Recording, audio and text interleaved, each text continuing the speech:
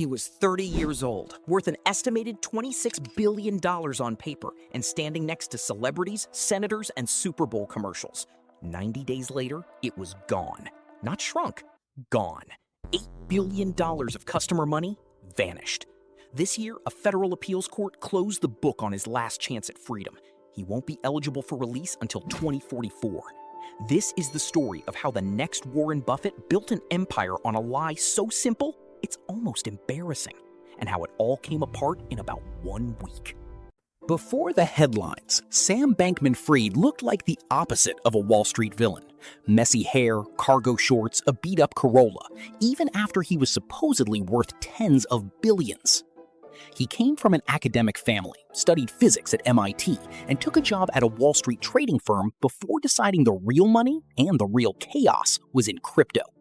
In 2019, he founded FTX, a cryptocurrency exchange, essentially a stock market for digital coins.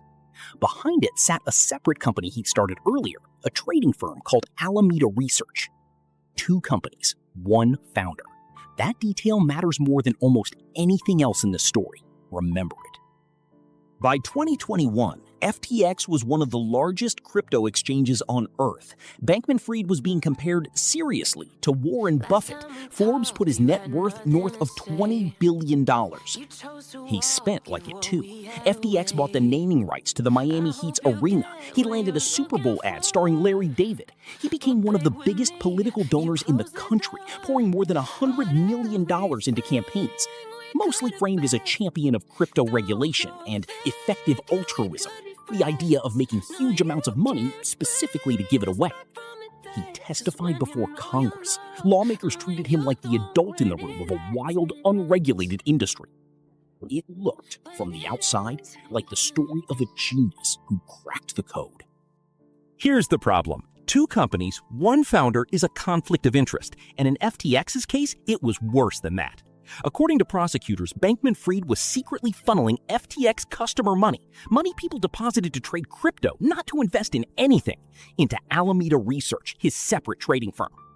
Alameda used it to make risky bets, cover losses, and fund a lifestyle of real estate and political influence. For years, almost nobody noticed. Then, in early November 2022, a leaked balance sheet showed Alameda was sitting on billions of dollars in a token that FTX itself had invented, essentially an IOU backed by nothing but confidence. Confidence is the one thing a bank run destroys instantly. Once the balance sheet leaked, a rival exchange announced it would dump its holdings of FTX's token. Customers panicked and rushed to withdraw their money, the crypto version of a bank run. FTX couldn't pay because the money wasn't there. It had already been spent, lost, or gambled away by Alameda. Within a single week, FTX went from one of the most trusted names in crypto to bankruptcy. An estimated $8 billion in customer funds had disappeared. The new CEO brought in to handle the wreckage, a man who had also overseen the Enron bankruptcy, said he'd never in his career seen such a complete failure of corporate controls. Bankman-Fried was arrested in the Bahamas in December 2022 and extradited to the United States to face fraud charges. The trial became a spectacle. Bankman-Fried's own former inner circle, his girlfriend, his co-founders, his closest friends from college, testified against him, describing a culture where customer funds were treated as a shared piggy bank. In November 2023, a jury convicted him on 7 counts, including wire fraud and conspiracy.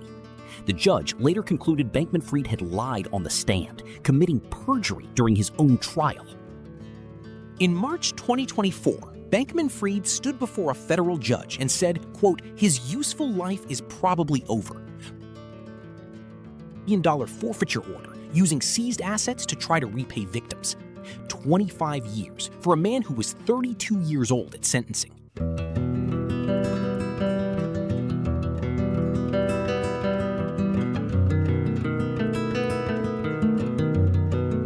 Here's the part most retellings of this story miss because it's brand new.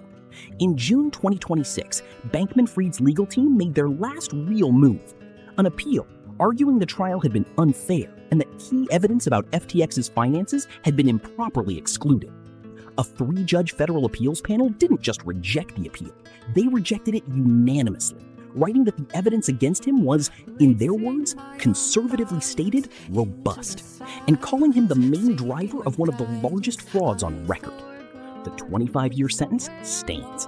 Bankman-Fried is currently held at a low-security federal prison in California, and barring an unlikely pardon, he isn't eligible for release until 2044, the year he turns 52. Meanwhile, in the strange coda to this story, FTX's bankruptcy estate has actually been recovering money for victims, helped by the fact that crypto prices have climbed since the collapse. It's one of the few silver linings in a story with almost none. Strip away the private jets in the Super Bowl ad, and the FTX story is one of the oldest in finance. Two pots of money that were never supposed to touch, touching anyway, and a founder who believed his own hype enough to think he'd never get caught. It's not really a story about crypto. Crypto was just a costume. It's a story about what happens when nobody's allowed to ask, wait, where's the money actually going? If you want to see how this same pattern took down a company you probably grew up with, watch this video next. The Fall of Toys R Us. Same playbook, different decade.